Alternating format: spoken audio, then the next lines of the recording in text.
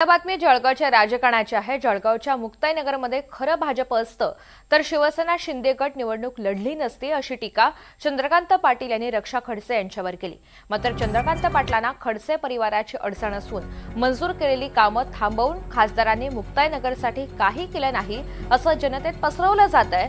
त्यामुळे भाजपची ताकद मुक्ताईनगरमध्ये अस्तित्वात आहे याची जाणीव करून देण्यासाठी आम्ही भाजप म्हणून निवडणूक लढवतोय, असं प्रत्युत्तर रक्षा खडसे यांनी दिलंय।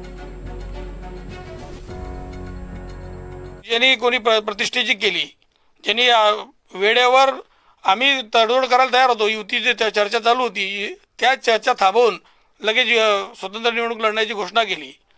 ही जर आमच्यासाठी पण आश्चर्यचकित होती, कारण मी विधानसभा मतदारसंघ मुक्ताईनगरमध्ये दोघं मत म्हणजे नगरपालिका सावदा, नगरपालिका मुक्ताईनगरमध्ये युती करण्याची माझी पूर्ण इच्छा होती।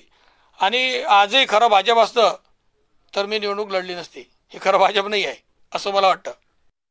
बरेचसे माझे मंजूर केलेले कामं इथे थांबवण्यात आले, त्यांना स्टे देण्यात आला आणि नंतर परत जनतेमध्ये सांगण्यात आलं की खासदारांनी इथे काही केलं नाही।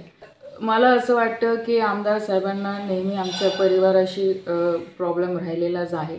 मी कधी त्यांच्या वादात पडली नाही, पण मी एवढंच सांगेल या विषयावर की आज सेनेमध्ये पण जे लोक गेलेले आहेत ते एकेकाळी भाजपमध्ये होते।